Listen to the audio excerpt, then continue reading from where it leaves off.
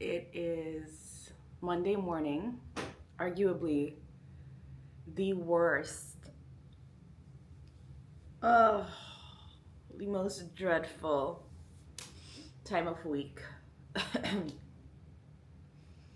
And to top it all off, I have been struggling with a sore throat. I've been medicating because the last time I had a sore throat, I ended up losing my hearing.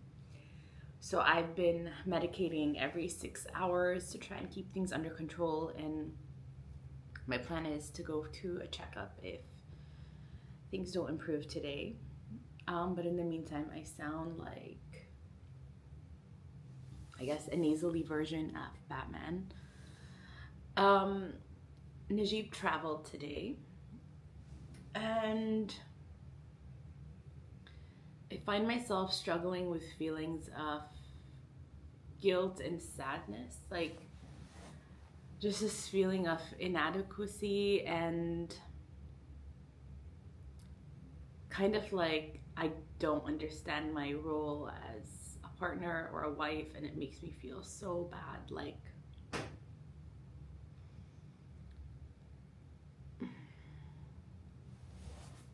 I don't know.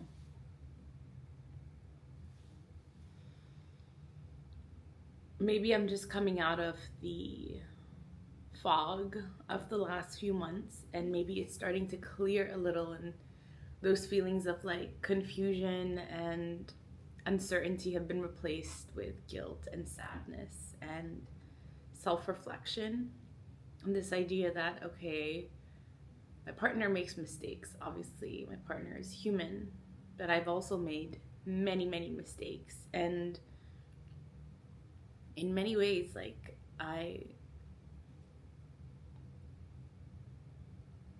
know that I know my worth, and I know that I bring a lot to the table, but also I know that there's always more. There's always something that's missing. And I've been reflecting a lot on this idea that a friend of mine told me about, which is this concept that your partner isn't a village. Your partner is your partner, but you still need your village.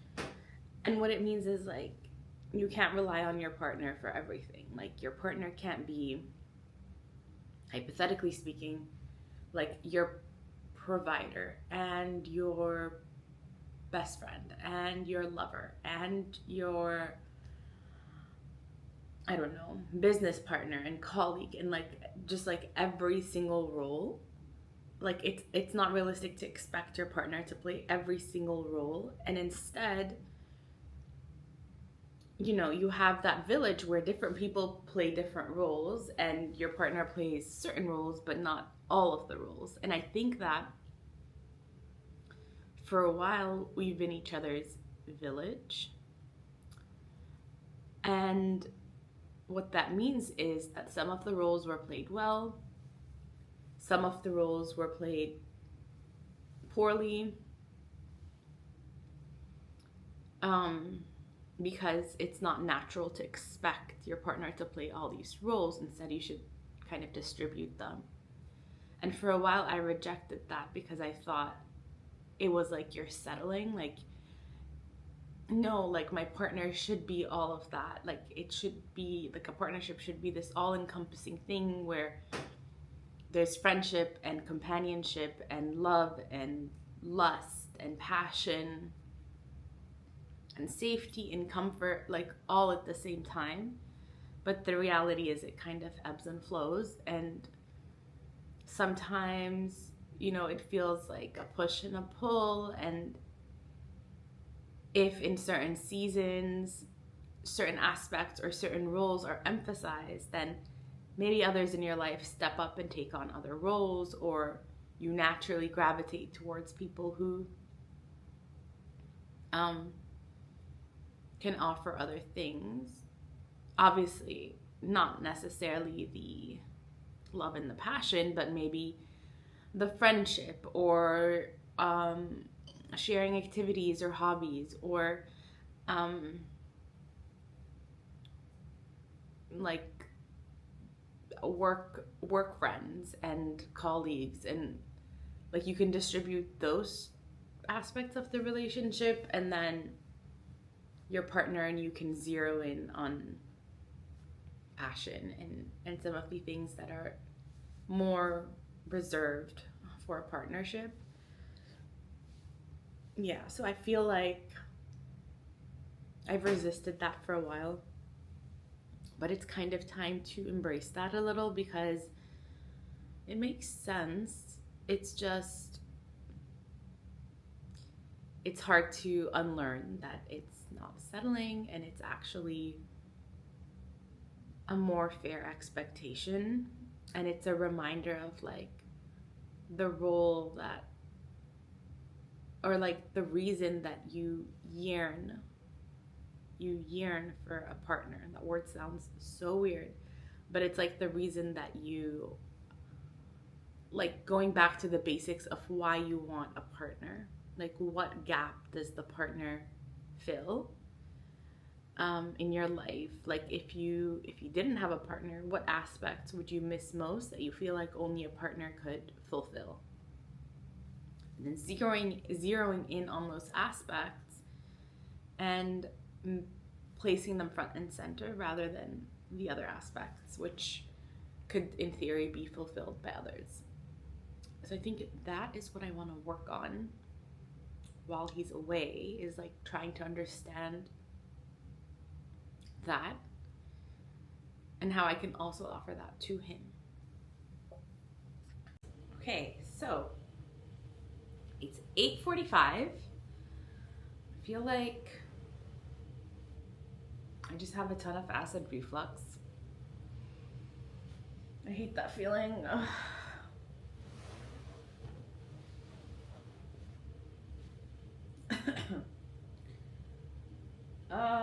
My air conditioning is working on overtime for no reason. Literally no one asked. It's like, it feels like, and it sounds like it's about to jet into space, and it's on like 26 degrees Celsius, which I don't know what it is in Fahrenheit, but it should not sound like this. So, yesterday I got this surge of like inspiration to start my own business. And I've always had this like dull sense of entrepreneurship, as in like it's very fleeting. Mostly because I'm lazy and I feel like it will take forever to reach a point where I can make as much as I'm making from working corporate. But not that I make so much, but I mean, I make a decent amount to live comfortably, and I feel like it will take forever to build that on my own. But anyway, yesterday I had a surge of inspiration and I was like, what are things that I could create?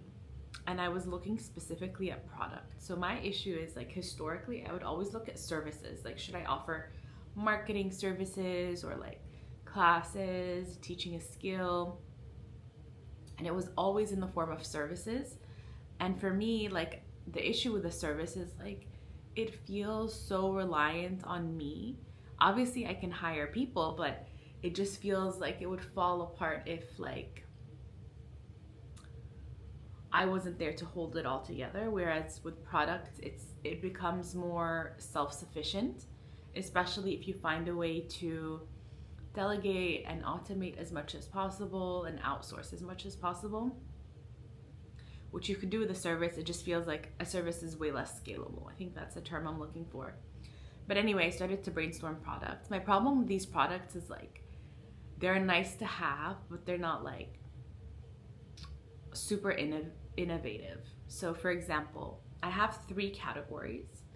The first is crafts and puzzles. So basically ways to spend your time productively and creatively. And I have this idea of like bringing back or reviving this art form of natural stone mosaics and blending that with Tiltri's patterns and coming up with these kits where people can follow a pattern, like a Tiltri's pattern, but in mosaic format. And so it's like two birds, one stone, where you're reviving two art forms that are traditional to the Palestine Jordan region. The other is small Lego sets that are Tatreez inspired, so using the 1x1 flat tiles, which are square shaped, and then having a Tatreez pattern or like set of instructions that people can follow, and then create these small Lego tile canvases. And then I would basically, I guess, include an easel in the kit so that they can place it and display it. Puzzles are another one. I always loved puzzles, but an interesting one could be to transform some of the patterns into puzzles. Memory game. Someone approached me about this idea, but I feel like it could be interesting. A standard Tatreez kit, but like maybe with a spin, so using plastic canvas or like unconventional material. Here I wrote print Tatreez. Oh yeah, okay, so this is like this idea that we've been toying around with, which is this like there's this like transfer sticker paper that you can use to place on an item and then essentially used to trace a Tatreez pattern, so it's an alternative to waste canvas. And that's interesting. And then I wrote canvas Tatreez, which now I'm not sure what I meant by that one. Oh yeah, so like the small little canvas, and then I would poke holes in it and then sell that as a kit with the thread and the pattern, and then people can create their own mini canvas. Also place that on a mini easel as like a decorative piece or a gift. I thought that would be fun. So that's the first category. It's like arts and crafts. I guess it's more crafts than puzzles, but there's a few puzzles in there. But like generally it's like creative and mind game type of activities. Second category is in the fashion space, and it's specifically vintage inspired fashion. The reason, like, this idea of starting a fashion brand has not left me since around 2011, 2012. I don't know why. I've always gravitated to it. It's not like I have impeccable taste or anything, but I always thought that there are vintage cuts, and by vintage I mean like maybe 1960s, 70s, all the way through to the 90s. There are certain styles, like specifically the structured pieces that are peplum, or like they're cinched at the waist and then kind of flowy at the bottom, or cool defined shoulders. Like I always felt like those silhouettes were so flattering and so cool, and I struggle to find them outside of vintage stores, which are really like hard to find and limited in terms of sizes and all of that. So I want to recreate a lot of those pieces, or pieces inspired by those silhouettes and styles, and sell them, you know, kind of in a mass way. Yeah, so like some of the pieces that I like that I struggle to find are things like twin sets, so a matching cardigan and cami top. And I feel like what's special about this is like you can come up with cool embroidery patches or like things that connect the two pieces, obviously including like the colorway, but you can find cool elements to like combine them. And I feel like that's something that's so hard to find these days, but it's like kind of iconic. The other type of item is these like mesh sweaters that are usually have this like print on them, and then cute like ties at the front. I feel like those are also hard to find. Variations of vests, like including denim vests that can be worn as tops. And I'm talking about vests without the collar. So they look like a V-neck top, but they're a vest, but they could be worn with a skirt or something. Mesh dresses, specifically the asymmetrical mesh dress with some ruffles and sometimes like a train from one side. I feel like those could be really cool. And then I thought of crochet vintage. So I don't know if they sell ready-made crochet fabric or like this like knit fabric that kind of looks like it was crocheted. But the idea is to take that and develop structured pieces that are more vintage inspired, because back then crochet, it had a little more structure to it. Like I don't know how to describe it, but there are certain areas that are more emphasized or multi-layered or have ties that cinch the waist a little, and it just felt more structured than it is today. And then peplum, I feel like that style was like popularized in maybe the 80s and 90s, and it still exists today, but not to the same degree. And so I feel like that is something that I could bring back or like associate with the brand. So those are the vintage items or the fashion items that I would experiment with. And finally, the third and final category, this one is the most loosely defined one, and it's like food or skincare or makeup. So I guess like you could say kind of perishable items that have a traditional undertone or origin to them.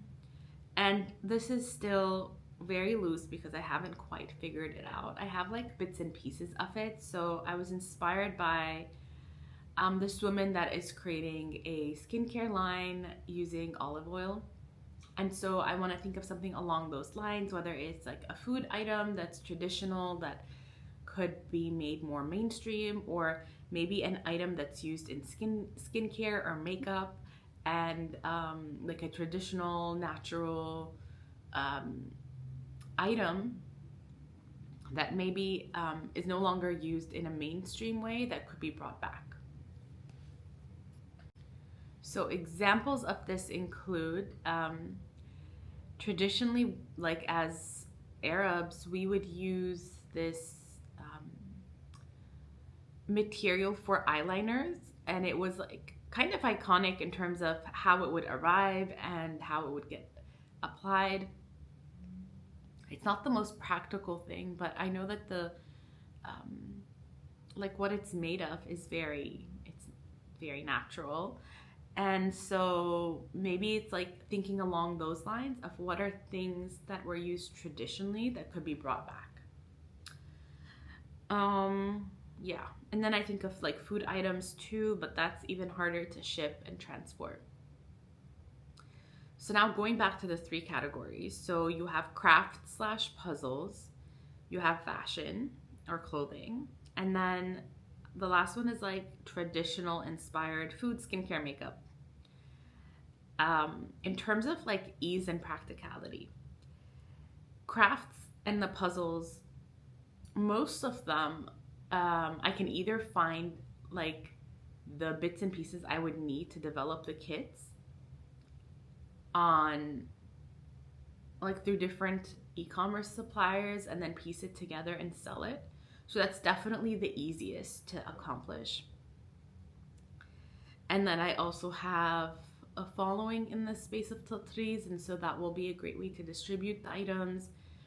And there's a lot of momentum currently because of what's happening politically, and so there's like a lot of reasons to pursue that.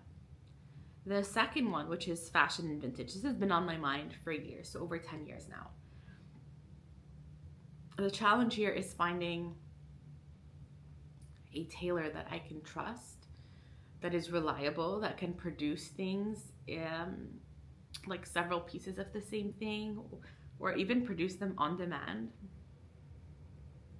But I'm not sure I can find that.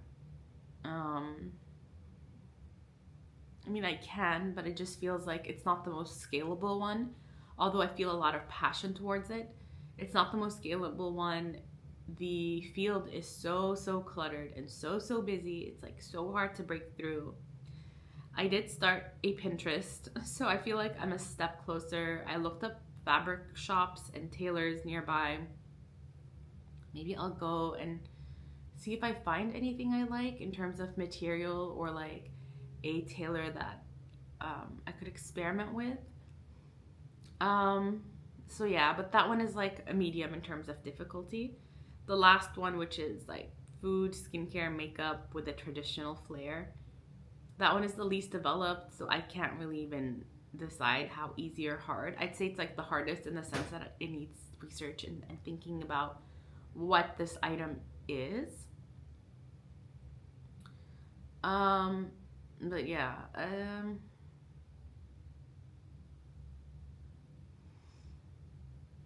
I guess I could do soap. Thinking of like traditional things. Anyway, no, that needs a lot of thinking. Let me just write that down. So I'm writing down the soap and the eyeliner, like traditional makeup products, that kind of thing. Yeah. Okay. I don't know. Should I actually start ordering these things, or should I think about it more? I'm not sure. Ugh. Let's see.